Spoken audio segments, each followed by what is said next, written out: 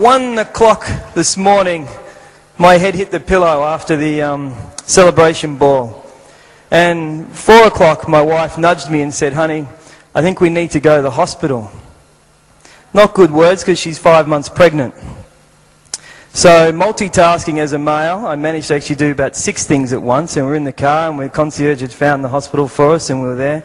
Everything's checked out great, and driving home at about 6 o'clock this morning, my head hit the pillow about 6:30, and I thought, thank goodness the miracle of chiropractic found me.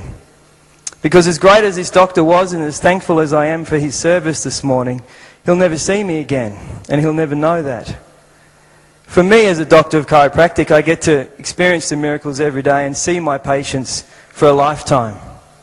2 people that understand this miracle more than anyone in this room started Dynamic Growth Congress 21 years ago. They expected miracles, and they've seen them every year happen through Dynamic Growth, 21 years in a row. It's my absolute humble privilege and pleasure this morning to be up here to introduce to you Doctors John and Judy Hinwood.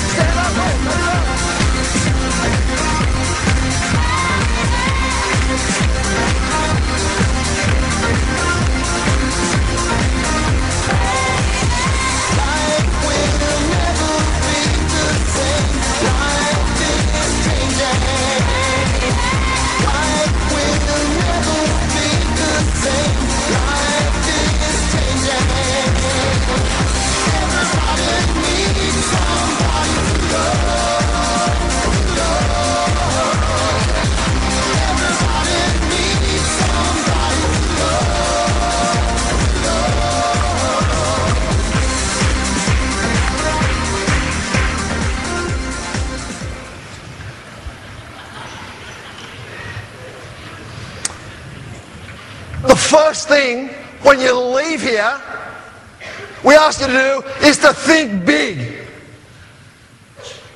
Because if you think small, that's all you'll get. So go out and think big, and there's wonderful opportunities awaiting you. And it doesn't matter what it is in life. For your family, for your practice, for yourself, for humanity. Think big. In 1993, I went to New York to speak with my good friend Larry Markston. And I arrived at Long Island to the hotel, and the traffic was horrendous. And I said to the limo driver, "Why is it so bad?"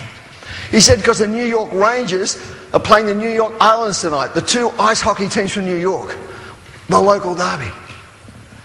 I said, "I got to go to the game." He said, "Is there something wrong with you, man? Are you stupid, man?" And I said, "I'm crazy, but I'm not stupid." He said, "You can't get in. It's sold out for weeks and weeks." No problem. I left my gear with the concierge, went over. Everyone's walking away, and the windows say, "Sold, sold, sold, sold." He said, "There's one window about that far up." So I knelt down and I said, "Hello, hello, anyone there, anyone there?" This lady came and she said, "What do you want?" I said, "I want a ticket, please. Best ticket in the house." She said, "This is sold out." I said, "I want a ticket. I'll give you my card. It says expect a miracle." She said, "Oh, do you want one behind the Rangers' goal? Do you want one at halfway, or do you want one behind the Islanders' goal?" I said, "Halfway." "How many rows back?" She said, 3 rows back from the bench." I said, "Done, thank you." See, if I thought small, I didn't think big, I wouldn't have had the ticket. I told the story the next day to a group in New York. A woman chiropractor comes up to me afterwards and said, "Do you like basketball?" I said, "I love it." She said, "Want to come and watch the Knicks play tonight?" I said, "Sure." She said, "Madison Square Garden. Come with me. My partner's in LA tonight." I said, "Great, thank you." I turn up there. We go into Madison Square Garden where their tickets were. She said, "Hang on a minute." She said, "This great friend of ours is a movie producer, and if he's in LA, we can have his private box, which is behind the Knicks bench." So she went and said, "Come on now, we've got the box tonight." I said, "Thank you." Now, if I'd not started the first one thinking big and told the story, then the second one wouldn't happen.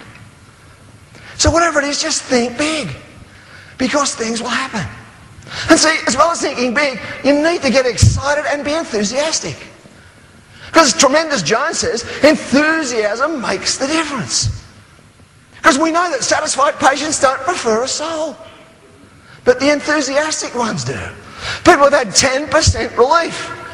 Doreen Stevenson, multiple surgeries, several years in hospital, 10% relief. Unbelievable referrer and giver. People will come into your practices. And when they're excited, when they're enthusiastic, it's amazing what will happen. Be enthusiastic to transmit a sense of mission. Who here feels they need to go home and write their mission again? Yeah, thank you. But don't wait to get home. Write it on the plane, on the train, in the car. But go home with a revamped mission.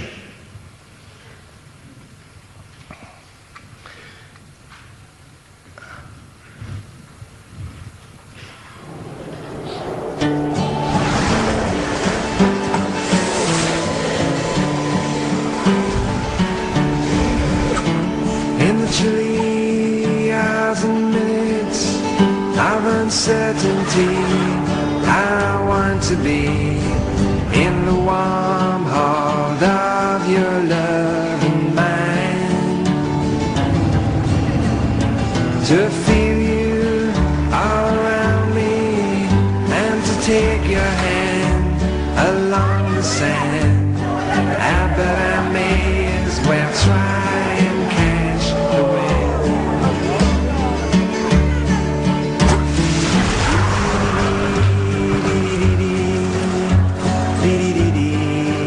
Capturing the wind and putting it to good use. Wind energy from GE. Some of the cleanest renewable energy on Earth.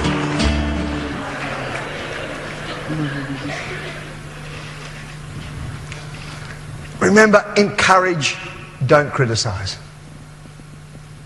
And you saw what happened.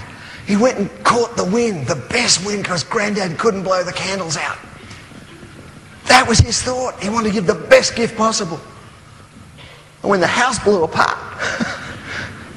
everyone was ready to say something, and then what did Grandma do? She just smiled and saw the childlike enthusiasm, the love and the joy, the love that came with that jar. It came with that jar of the best wind. So encourage.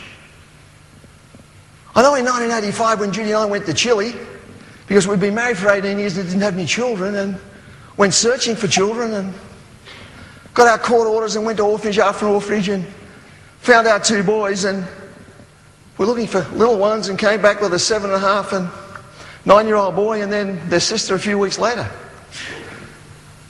And we had to do a lot of encouragement and little criticism because there was little there in their lives. Mute, the boys. They had 100 words of colloquial Spanish. They had nothing. So every little bit had to be encouragement. So it was an incredible lesson for us. And every person we see in our practice, we have to continually encourage. They need encouragement to stay with it, because the medical